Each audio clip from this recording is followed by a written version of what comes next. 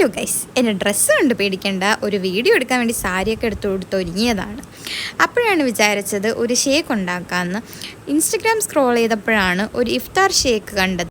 അപ്പോൾ വിചാരിച്ചു അതങ്ങ് ഉണ്ടാക്കാമെന്ന്. അങ്ങനെ ആദ്യം ജാറൊക്കെ എടുത്തിട്ട്, നല്ല എളുപ്പമാണ് ഉണ്ടാക്കാനായിട്ട്.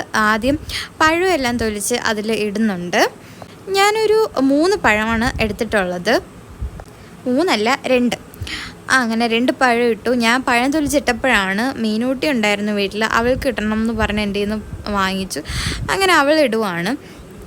അങ്ങനെ അതൊക്കെ ഇട്ട് കഴിഞ്ഞു. ഇനി അതിലോട്ട് നമുക്ക് ഡേറ്റ്സ് ആണ് ഇട്ട് കൊടുക്കേണ്ടത്. ഞാനൊരു 3 ഡേറ്റ്സ് ഇട്ട് കൊടുത്തിട്ടുണ്ടായിരുന്നു.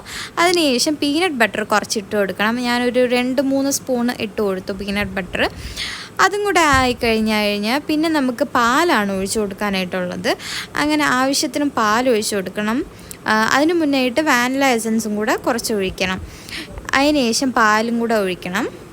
ഞാനിവിടെ ഒരു 1.5 കപ്പ് പാൽ എടുത്തിട്ടുണ്ട്. അതുപോലെ ഒരു 1/2 കപ്പ് വെള്ളവും കൂടെ നമുക്ക് ചേർക്കാം. അതെല്ലാം കൂടെ അരച്ചെടുത്തിട്ടുണ്ട്. ഇത്രയേ ഉള്ളൂ സംഭവം.